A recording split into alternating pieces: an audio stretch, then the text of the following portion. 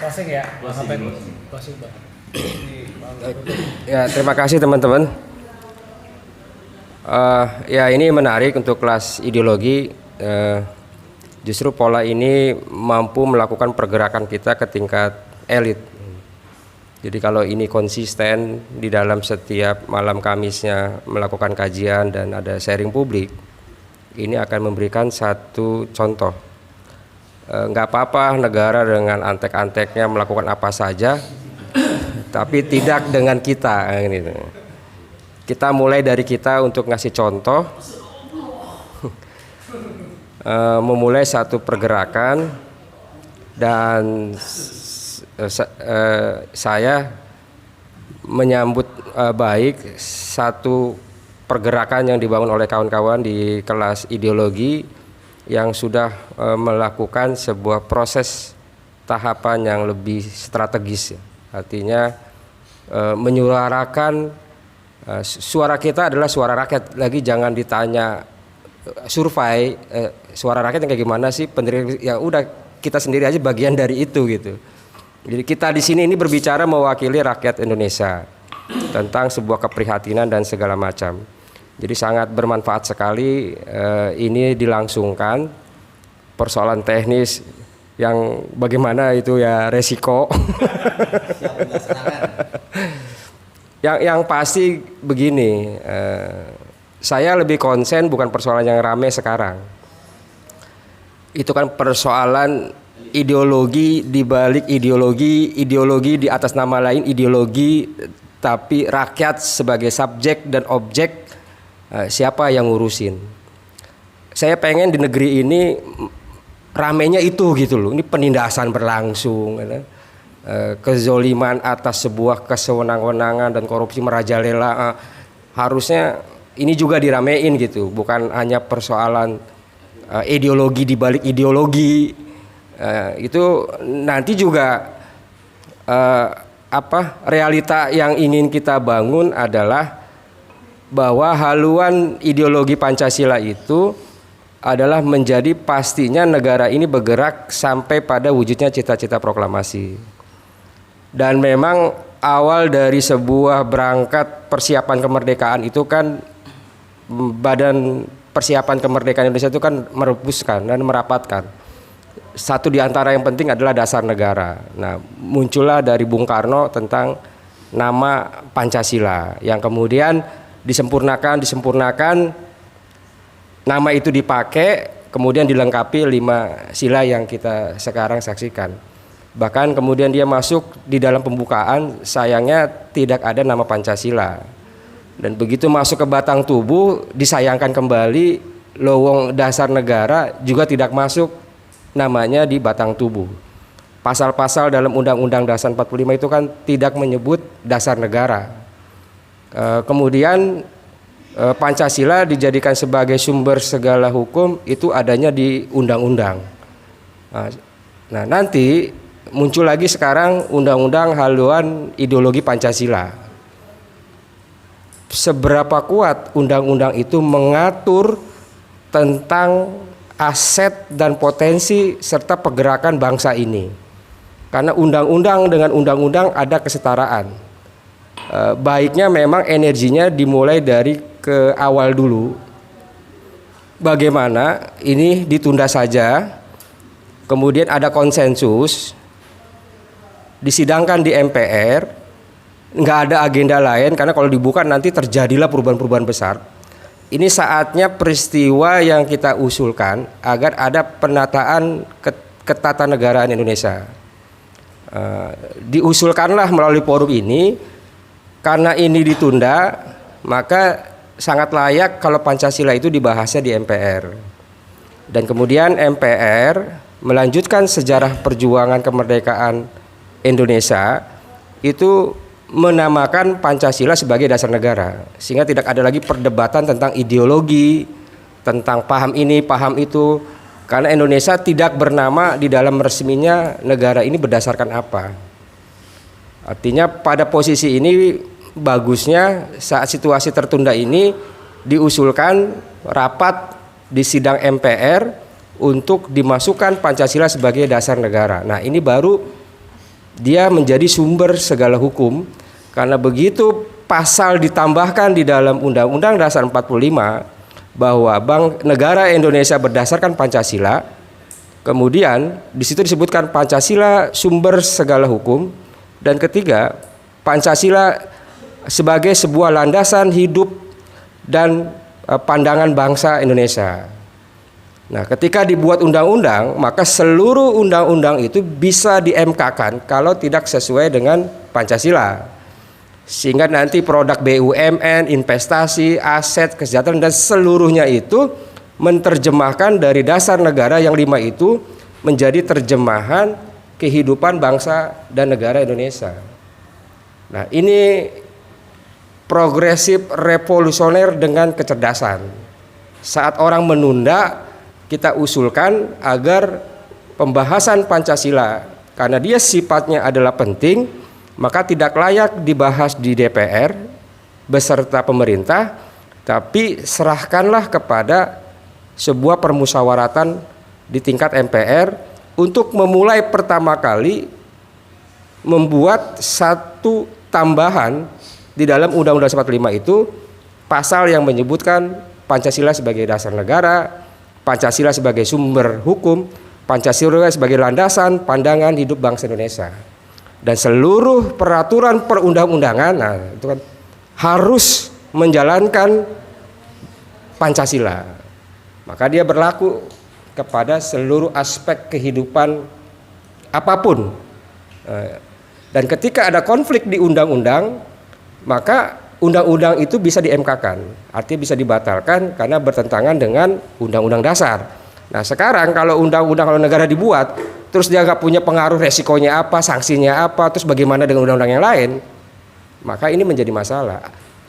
Artinya jangan sampai undang-undang Pancasila itu mereduksi Pancasila itu sendiri, yang dia cuman action-actionan doang gitu loh. Tapi dia punya kekuatan yang penuh, oleh karenanya dia harus masuk ke konstitusi, artinya hukum dasar negara Indonesia. Itulah yang mesti kita rumuskan dan kita usulkan untuk terkait dengan persoalan Pancasila ini, sehingga negara ini bertahap berjalan sesuai dengan peraturan perundang-undangan yang sesuai dengan Pancasila. Karena prinsip hukum itu adalah, itu di atasnya adalah hukum moral, di bawahnya adalah hukum tertulis. Nah, Indonesia disepakati sebagai hukum tertinggi adalah Pancasila.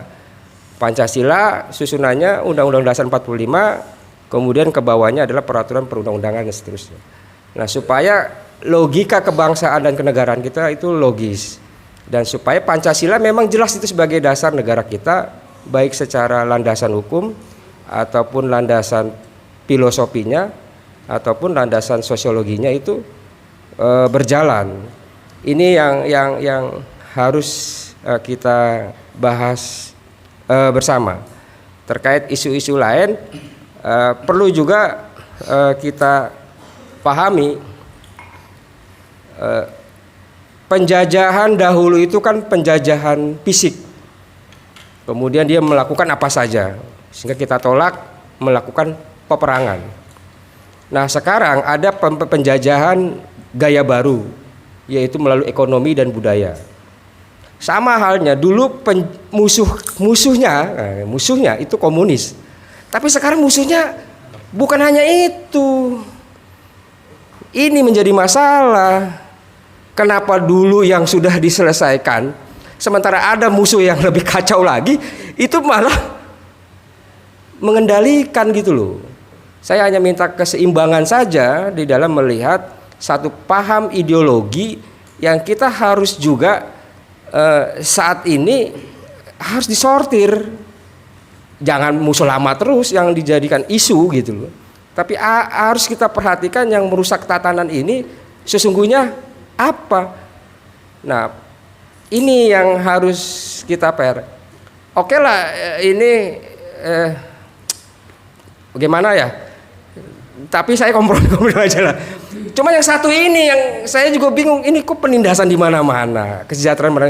Ini kok nggak dibicarakan di dalam haluan ideologi Pancasila.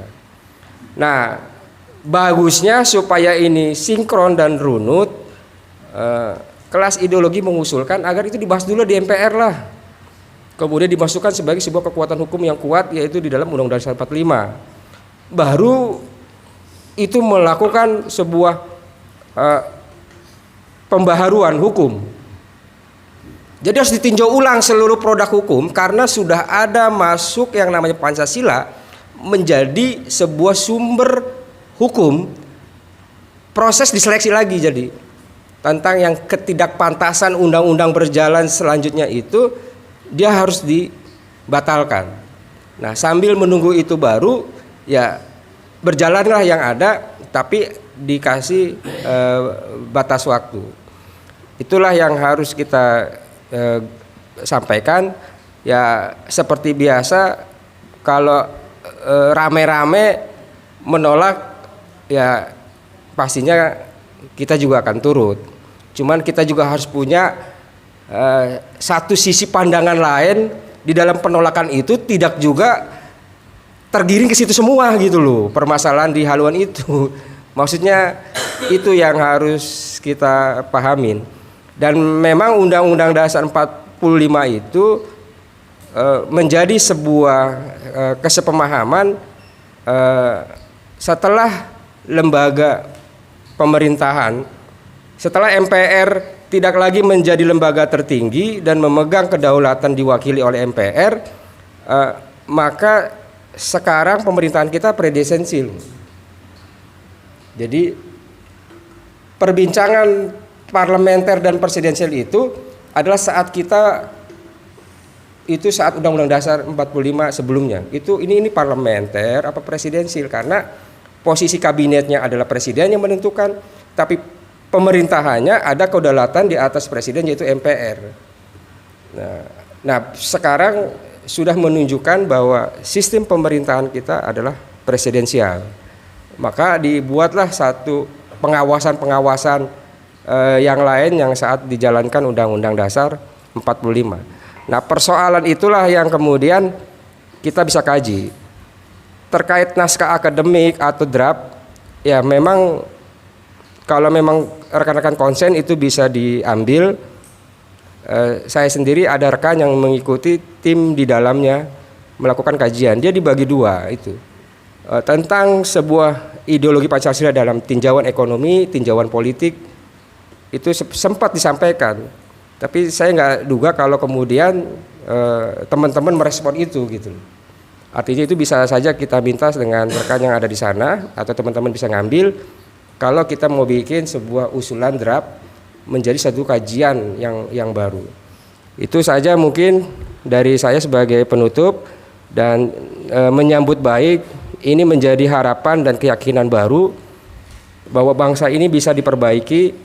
Saya melihat indikatornya di kelas ideologi aja itu. Ini sudah luar biasa. Terima kasih. Wassalamualaikum warahmatullahi wabarakatuh. Baik, terima kasih dengan uraian penutup dari Bang Apek. Mudah-mudahan menjadi khasana untuk kita semua atas sharing dan ide dan gagasan malam ini. Bersama-sama kita tutup dengan suratul Al-Fatihah. Al-Fatihah.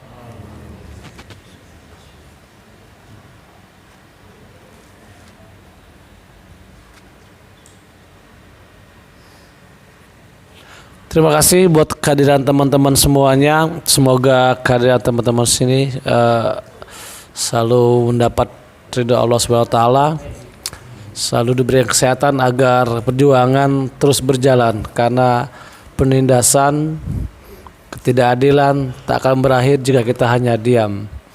Kelas ideologi, setiap orang adalah guru, setiap tempat adalah kelas. Semoga terciptanya kelas-kelas ideologi di Nusantara ini. Terima kasih. Assalamualaikum warahmatullahi wabarakatuh.